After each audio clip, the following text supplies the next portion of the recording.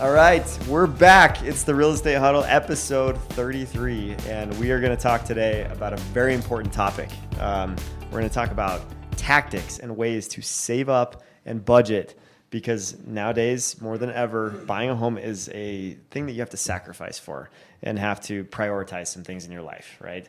And so, why is that? Why is it different today? Why do we have to sacrifice and prioritize to be able to get into a home? The home prices are much more than they ever used to be, and it's a much more competitive market.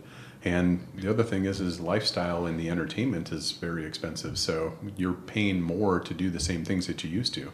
So if inflation, if there's a statistic that screams more than any statistic I've ever read, it would be this one. And it's a year and a half ago. Okay. So within the past 18 months, the average grocery bill is $11,000 more than what it was 18 months ago per year.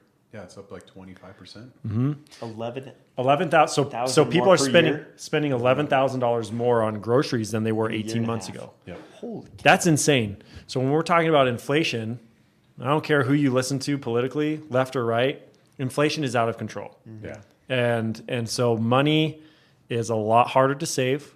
It's a lot harder to make, and it sucks to spend it right now. And so saving the only way to curb inflation is to raise interest rates, right? And the lending rates. And so that's happened over and over and over again. Fastest hike in history, right? In 2022. So we're to the point now where interest rates are higher, mortgage payments are higher, and it's a little more challenging to make that happen. A lot more painful. Cash on hand is not as common as it was.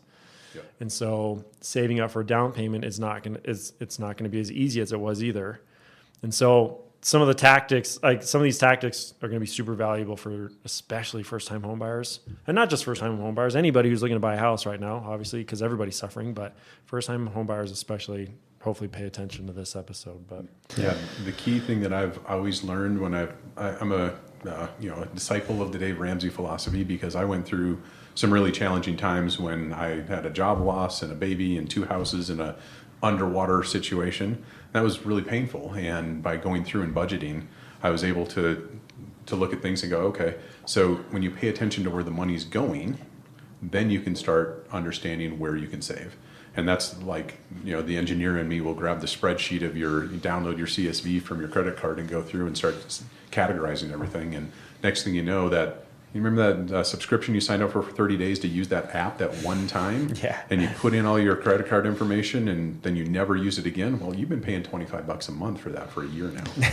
And that's so huge. true. Everybody's experienced that in one form or another, right? So you get people that have 7 or 8 subscriptions that they don't know about. Yeah. And that's just $20. It's one of the biggest regrets of my life is finding one of the subscriptions. I'm like, gosh dang it! I've been paying. I've wasted $500 on this stupid app that I've never used. Cool fact. Once. Cool fact. Apple did us a solid. All you have to do is search subscription in your iPhone, and all of your subscriptions come up. As long as your card is connected to your Apple Pay. Oh, yeah. okay. So you can actually cancel them right there. It's so simple, which is like really helpful. Where before they were just hidden. You didn't know where that money was coming out of unless you were looking at statements all the time. So now my mistake is I don't hook up all my cards to Apple Pay. I only have one on there. And so I'm like, ooh, I've been paying a lot of money on something I haven't used before. So yeah, what was that supplement again? That you, yeah. It's made you huge though. Your muscles look good. Yeah, it's working, obviously. So what do you think are some of the biggest expenses that are reoccurring that a lot of people spend their money on that they don't realize how much it adds up to at the end of the year? Softwares, I think, too, like business-wise. Oh, yep.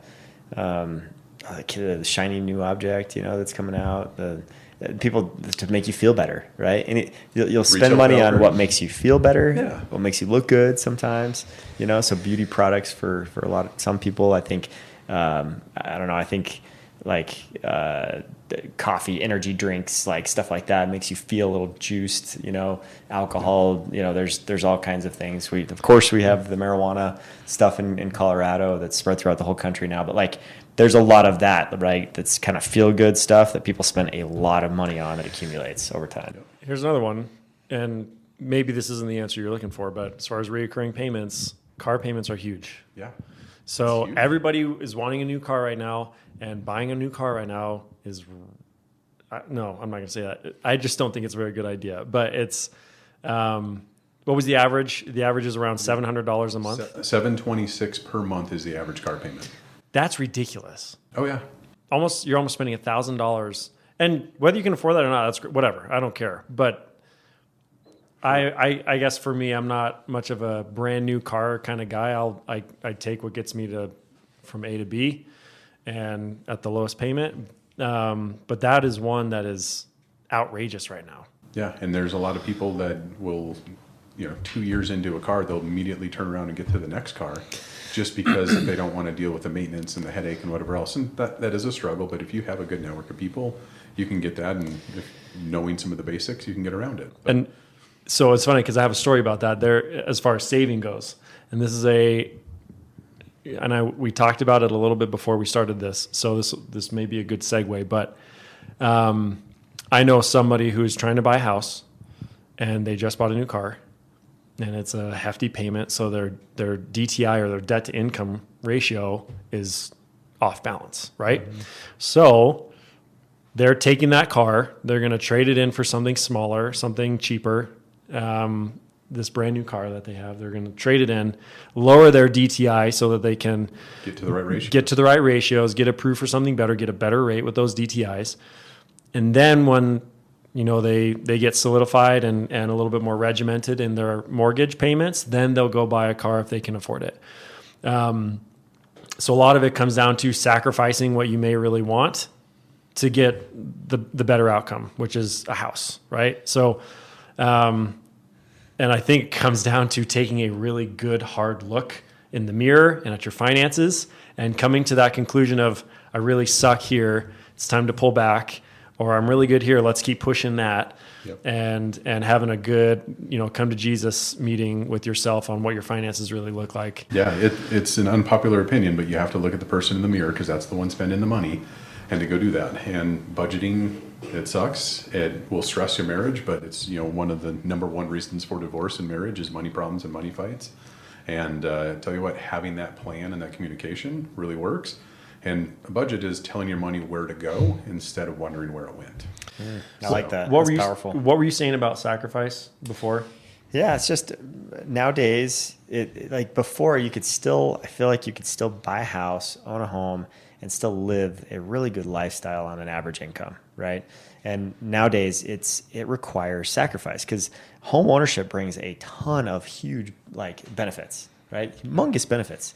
Whether it be the tax write-offs, the appreciation, what you're paying yourself back, forced savings plan. We've talked about these in previous episodes. Like homeownership is awesome compared to renting, right? But to get into that club, right, of home ownership, you have to sacrifice. You have to put other things off.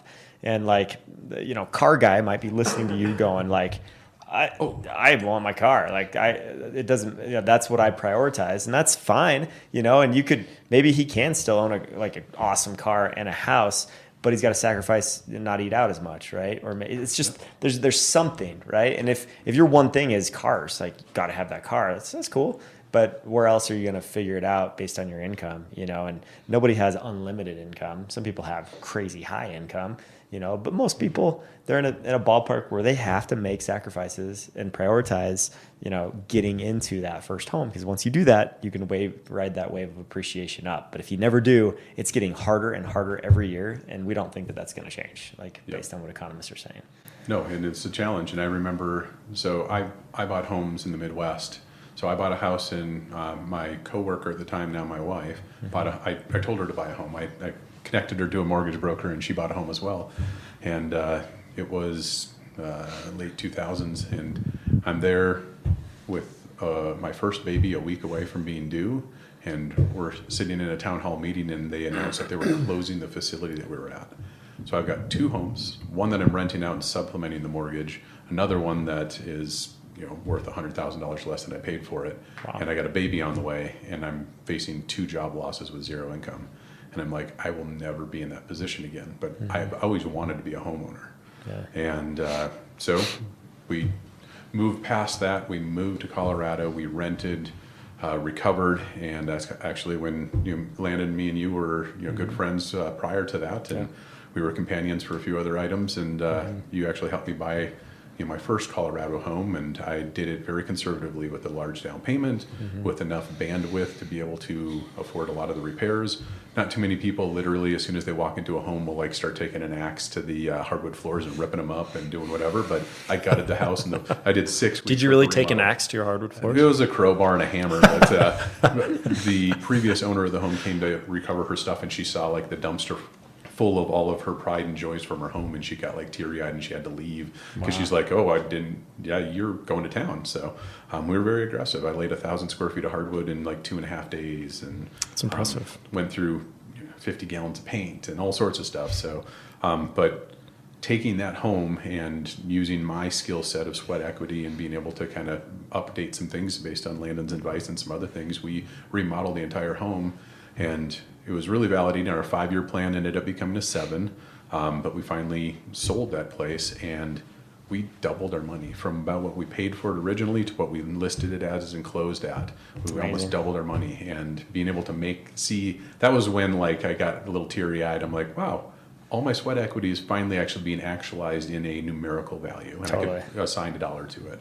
And that has afforded me to be able to move into my next home and put myself in a great financial position because of that. So, but you brought up the greatest point right there, right? Is like today's generation is all about instant gratification, instant pleasure, like screen time, whatever, right? It's dopamine hit, but like the dopamine hits are real, right now. And so the fact that you like buying a house and being a homeowner and the delayed benefits of that is exactly the opposite, right? Like it's a huge reward at the end of the rainbow. But it takes a time for that equity to be established. It takes time for all those, mortgage payments to be made, and then it becomes this amazing thing. I mean, I did the same thing. I bought a house back in 2014 that I just sold last year for double the value, more than double, and it was unbelievable. In 9 years, it had more than doubled in value, and so that's been a huge financial benefit for us. But it took 9 years to accumulate, and so. It's not a get rich quick scheme, but it works. The cool part is the tax money on that one was null. Yeah. And on top of that, you had a home for 9 years. It's not like you were just waiting for this interest or this, investment to grow. Yeah. You literally had a home that we were living our best life. Yep. Well, that's good. I think that's what a lot of people don't realize is when we're talking about appreciation and the value of your home, that in itself is saving money, right? If you're not refinancing constantly, you've got so much equity in your home that can go towards your next home. So once again, home ownership. If you can get into a home, you're saving money right off the bat. Well, it's the only way you can control because rent is subject to the market. Well, if the market continues to go up, so is your rent. Well, you get a 30-year fixed mortgage. Guess what? Your payment is there. You've fixed that now. You talk to somebody who's been in their home for 15 years with a 30-year fixed mortgage, regardless of interest rate, regardless of what they bought it at, their mortgage payment is significantly lower than any of the current rents out there. Oh, yeah. And mortgage rates are subject to change based off of home insurance and taxes. But when we're talking just the principal, and interest, you're set, right? Fixed. So I think it's just not. There's nothing better than home ownership. Now, if you don't own a home, there's some other things that we can do, and I think one of them is automate your savings, making sure that when you do get a paycheck or direct deposit, however it is, you're setting aside so much into a different account that you don't touch. Yeah. Moving that to the side. If you get paid bi-weekly, you get there's 2 months of the year where you get an extra paycheck. Mm-hmm. That's gravy on the top, right? You can easily allocate that into savings. Yeah. So little tips like that to be able to go through and do that.